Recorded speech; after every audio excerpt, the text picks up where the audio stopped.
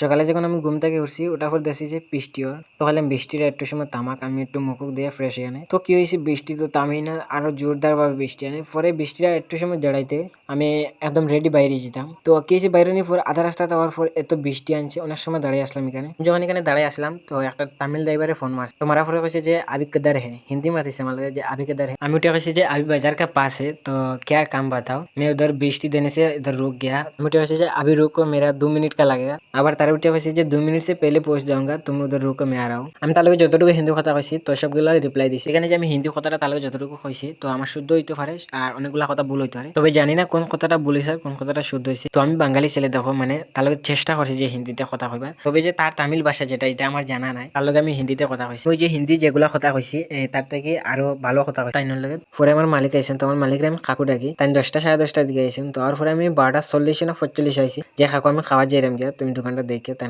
যে যা